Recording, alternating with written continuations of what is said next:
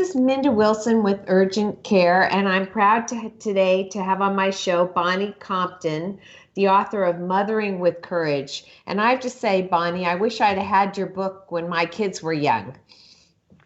Well, thank you so much for having me on today, Minda. I'm really excited, and I too wish I had my book when I was raising my kids. But I didn't, but I'm years wiser now. So I want to spread this message to many moms out there. So what are your key points that you're trying to let people know that you wished you'd have known when you were starting out raising kids? Sure. Well, the big message, the premise of this book is that I believe moms have the answers within.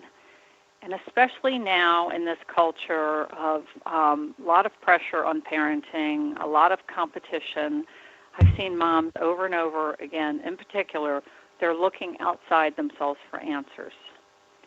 And I really believe they have the answers within when they trust their own intuition.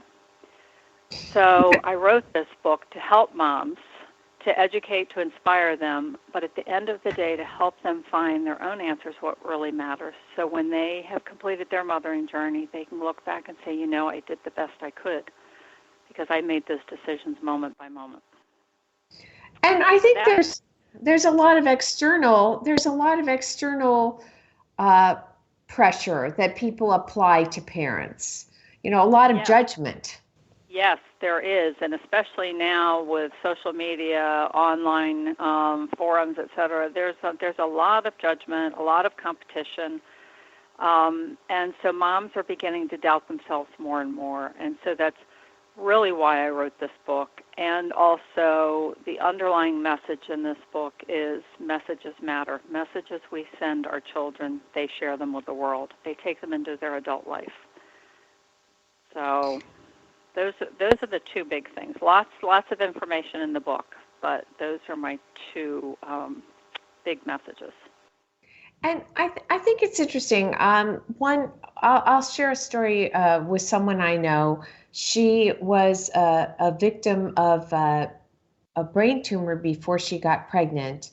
And so one of the requirements of carrying the baby was for her to to drink coffee and have caffeine in her diet because it was a vasodilator. It made her brain function better, and it was safer for her while she was pregnant. So she had a small group who had also suffered that way, who would go out to restaurants and they would drink coffee while they were pregnant. And I remember her telling me about people who would come to her table and say to her, "You're killing your baby," because she was drinking coffee. Now, wow. I think that's becoming more common. People feel they have a right to intrude on people's decision making. Is that what you? Well, part of this is when people are not feeling good enough about themselves. That's where judgment comes from, right? We either come from love or fear, and if we're in a fear-based place, we're not feeling good enough about ourselves, then we are projecting onto others our own inadequacies that we feel we have. There's a lot of back and forth between moms, stay-at-home moms versus career moms. It's all okay, whatever you choose. Mm-hmm. It really is. And, I wish, it saddens me for moms because, again, parenting, there's been a shift in the parenting paradigm, which is wonderful. But there's still this, and there needed to be a shift in it, but there is still this struggling, and sometimes even cyberbullying with moms online. I was meeting with a family recently, and they told me that there was a Facebook page that a couple moms had created about the classroom. That a teacher before had done that just to show pictures and stuff, but then these moms took it upon themselves, and they began complaining about this little boy in the classroom who happened to be my client's son. Wow. It's very sad. very sad. But there's a lot of wonderful people out there, a lot of wonderful parents who are supporting each other. So I don't want this to be a downer. But so think about let's think about that. When you're feeling unsupported, or maybe there is that sort of antagonism, what can you do to sort of reinforce your own position and make you feel confident in what you're doing? Sure. Find your own tribe, whether it's family members, girlfriends, or whatever. Find your own tribe, because not everyone is going to like you or like what you do. So find your own support, your own community, because that is so important. Reaching out, to professionals. And although, I'm a child and adolescent therapist and a parent coach, people say, well, you're the parenting expert. I'm like, no, you are your child's best parenting expert. I'm here to help you find the answers you're looking for. But I truly believe that each parent is their child's best parenting expert. Well, who knows the child better, right? Absolutely, that's right. And the saying, it takes a village, it does take a village to raise a child. So reach out and ask for help from others. I think because our world has become so busy, there's, the disease of busyness now. Moms in particular are becoming more isolated. And so if you don't have that community to help support you, and then you're listening, reading all of this stuff, sure, it's overwhelming, and you can begin to feel bad. The other thing that has been my challenge with my book, although it's doing well, and I'm hearing wonderful things from moms who are reading it, but a lot of parents aren't reading parenting books anymore, and one of the reasons is they say it makes them feel worse about themselves. And there's over 100,000 parenting books on the market, and so it just makes me feel worse about myself because it doesn't work, and I get overwhelmed, and most parenting books ask the parent to focus on the child's behavior. And so, and there's wonderful parenting books out there, and a lot of strategies, but unless a parent is really taking a look at themselves, how they are in the relationship with their child, because their child is their mirror, that strategies only work for a short time, and then they don't work, and then parents feel like failures. What do you mean by focus on the child's behavior? Can you give me sort of an example of what you mean and why that doesn't really play out well if you don't focus on yourself? Sure. Well, if you focus on what your child is doing wrong, we typically, and it's human nature, to try to fix what's wrong, right? So we want to, I had for many years parents coming in, I want you to fix my child's behavior, I want you to fix my child, and I would say they're not broken. This behavior is occurring for a reason.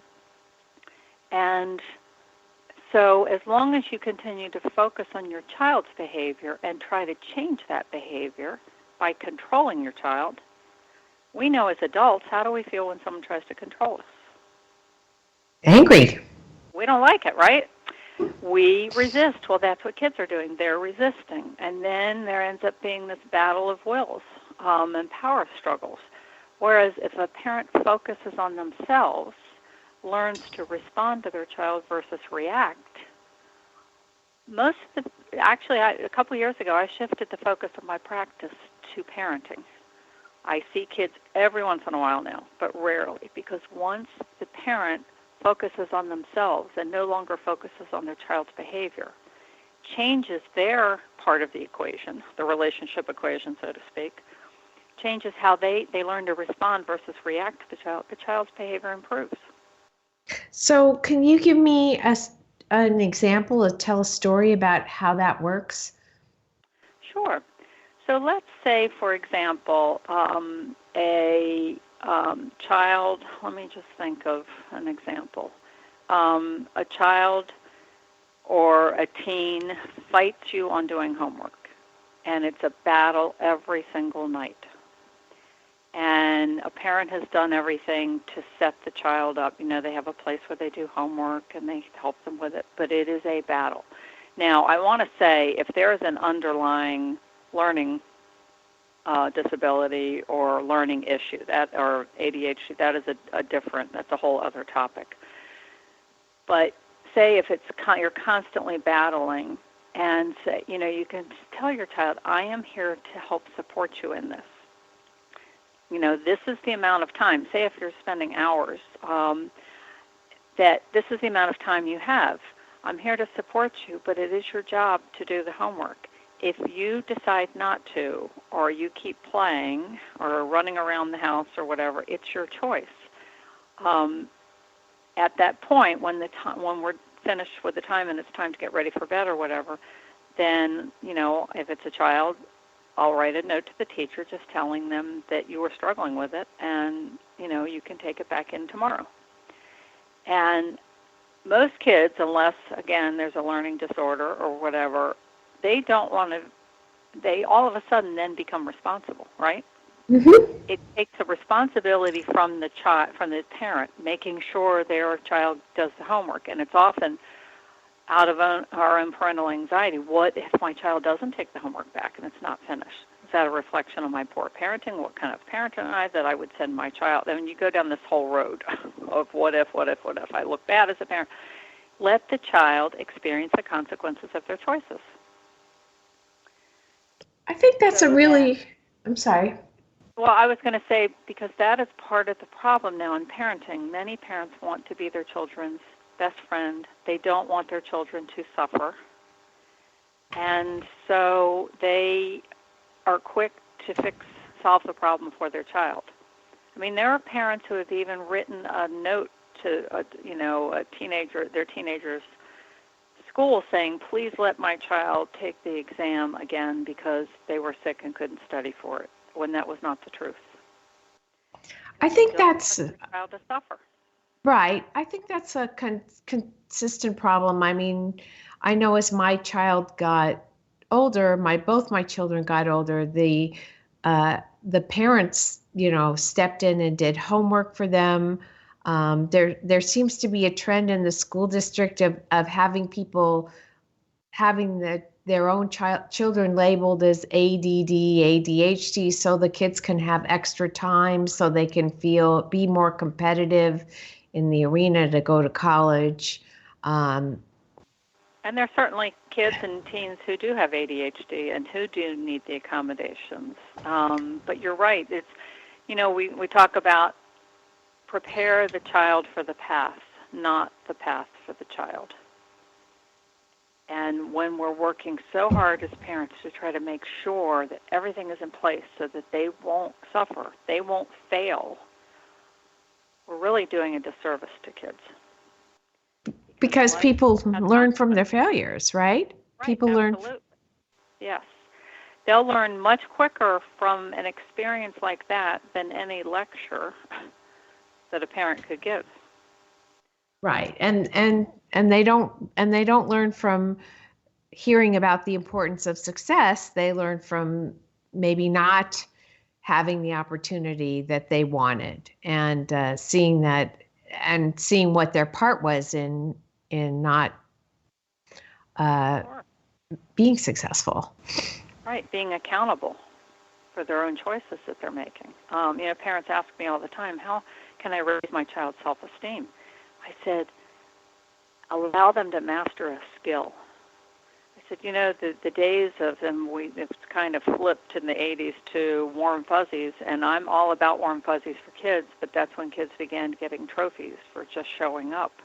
When we're constantly telling our kids, good job, I'm so proud of you, when they've had to do very little, what is the motivation for them to work harder? And, they've done research now. College kids are flooding the counseling centers.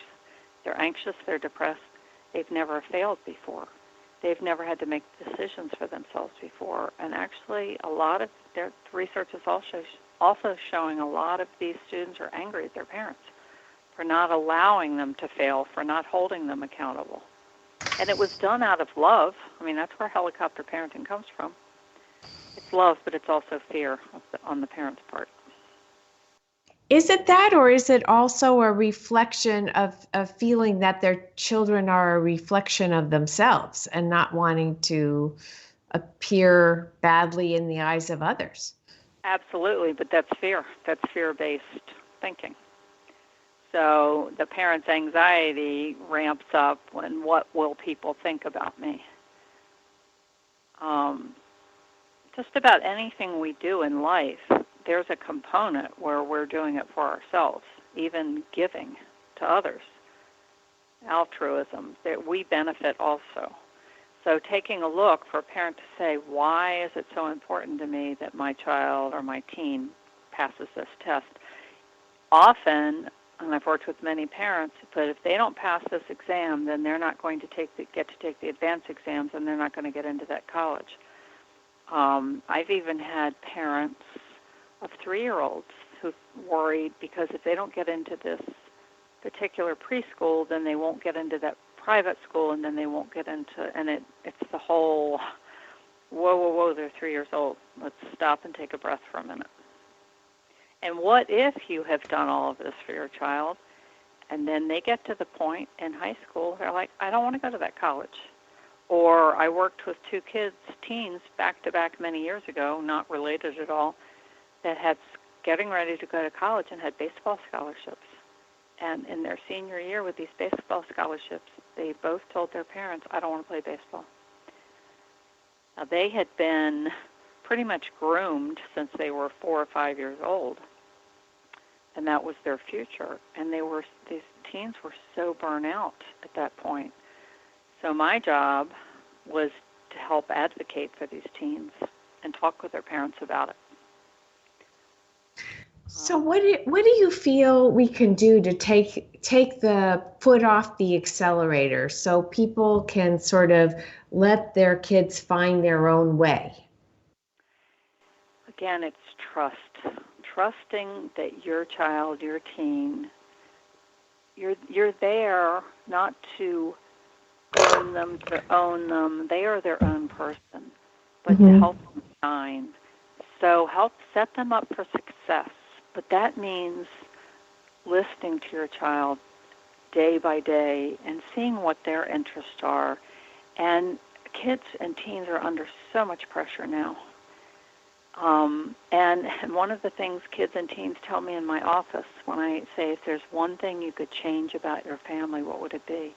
That my parents aren't so stressed. And it's often that my mom wasn't so stressed. So the stress level is it's ramping up. And it takes one parent to say, you know what, let's all just slow down a bit and really begin to talk about what matters.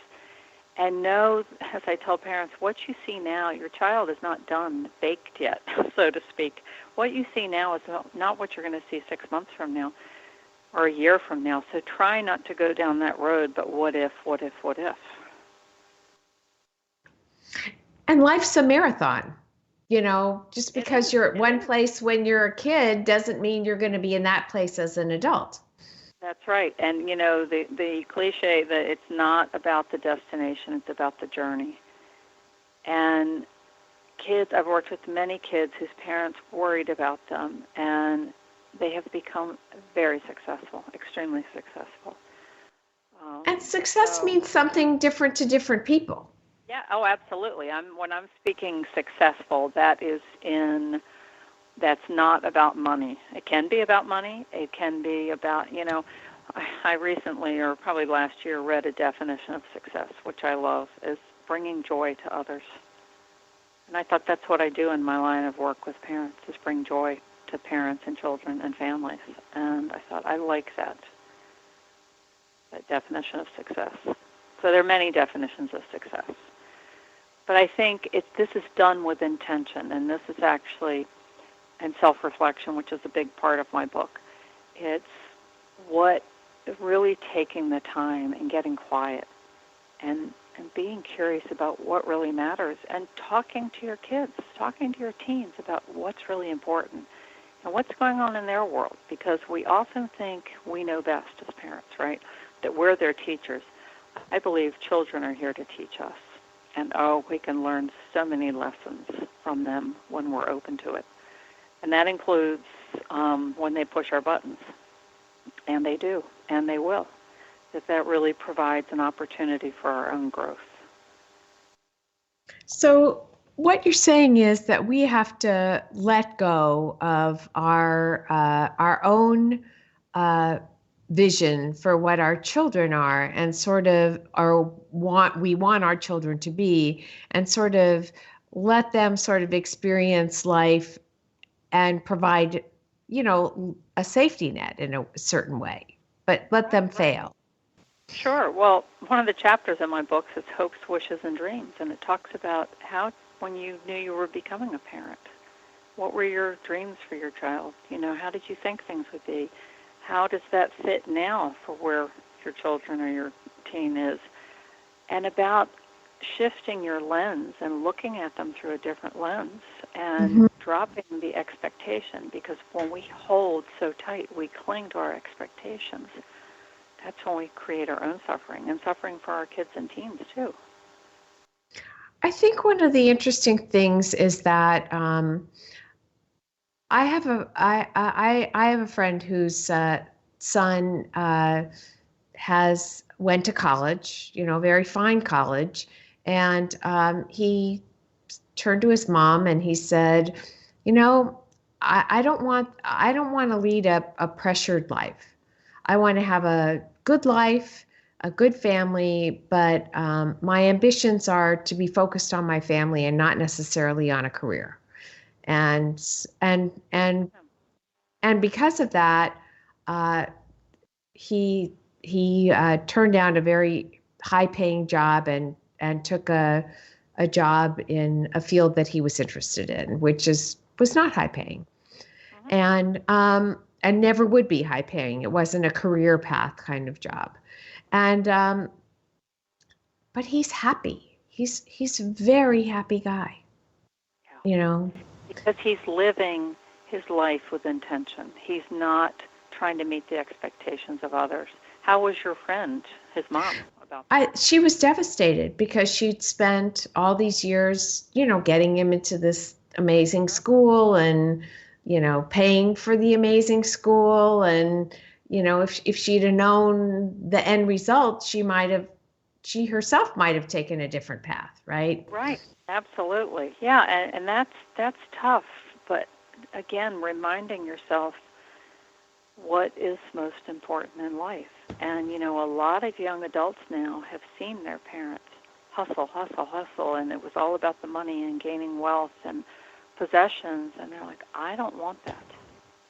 I don't want this. I don't want the pressure. Some saw their parents as workaholics, working all the time, and they weren't as home as much. And so some are saying, I want to be here for my kids more. So everyone gets to choose how they do it. One of the things that I see, though, is that comes at a price. I mean, you can't have the lifestyle that you grew up with and then make the choice to be home more and not provide the economic support.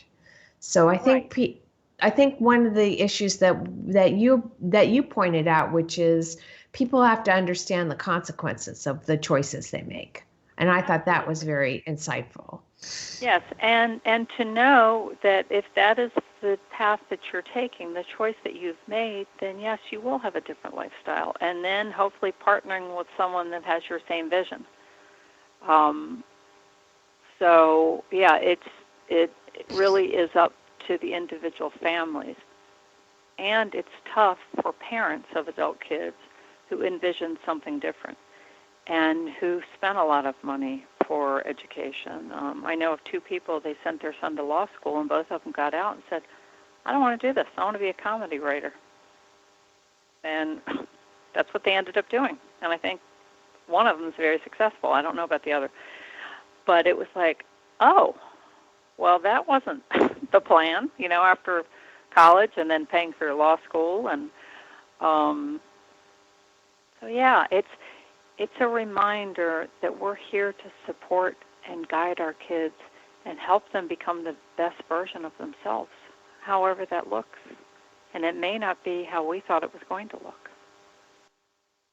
And to be comfortable with that, right, in ourselves, and not hold it against our kids that they've taken a different path. Right, because then if we have that expectation, what was that expectation about? Was that then about how we look as parents? What was that about that we need to hold on to it so deeply? And I often ask parents with younger kids and teens when they want their child's behavior, they want their child, their child to follow the program, so to speak. I said, I just have a question. How do you want your relationship to be with them when they are older, when they're young adults, when they're adults? Well, I obviously want a relationship. Well, do you want them to want to come see you and want to talk to you? Then it's important to think about how you are in the relationship now, because if they see you as controlling or you're disappointed that they disappoint you, or you're going to react to everything they do or judge, why would they want to come back? Exactly. I mean, now with the holiday times especially, a lot of family drama happening. That's Do you what have the any? movies are made of, right? The holiday movies. Yes, absolutely. Exactly. Do you have any coping suggestions for people now that we're in the midst of it? Absolutely. Again, it begins with intention. How do you want the holidays to be? Reminding yourself everybody's doing the best they can. And, when families get back together, it's very easy for the adult children to kind of regress back into their childhood state. And so that's for the adult kids to figure out. What is it that triggers me every time I go home, one of my siblings or one of my parents or whatever? But having an open conversation before you all get together, hey, we are a family, and yet our family has now grown. So if they have boyfriends, girlfriends, partners, husbands, wives, whatever, grandchildren, so it's different than it used to be. And what do we want to create? And bringing new traditions in, then you have in-laws coming in and all of that. And to kind of set it up and be, the holiday music and Let Your Heart Be Light, and it's a wonderful time of the year. And it can be, but it also can be very stressful for a lot of people.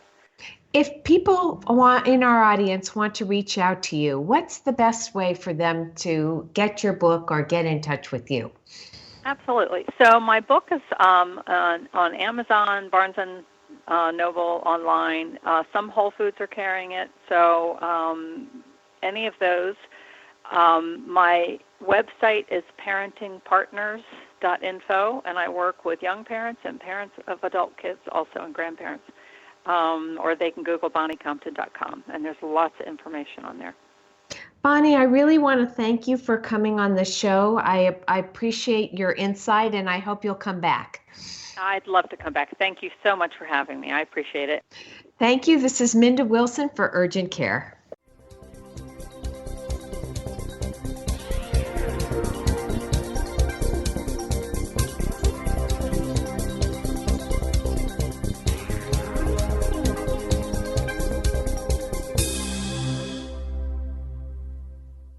The first step towards helping someone with a hearing loss is to help them overcome denial.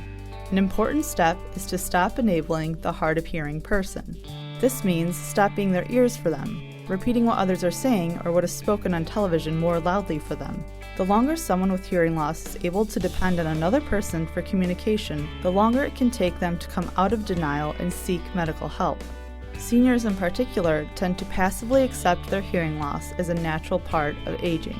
Be supportive and offer to help them find simple, affordable, and yes, even cool solutions and lots of great information from ClearSounds. Visit www.clearsounds.com to learn more. Use coupon code RADIO at checkout and we'll take 20% off your order, and every order is only $3.95 to ship. That's clearsounds.com, CLEARSOUNDS.com. It's your health. Stay on top of your own health and medical conditions with MedAdvisor. MedAdvisor is free, private, and personalized information about your specific medical condition. It's literally as simple as signing up and answering some simple questions. MedAdvisor then searches thousands of research papers, clinical trials, guidelines, and even warnings to summarize a totally personalized update regarding your health. MedAdvisor.com. MedAdvisor, MEDIVIZOR.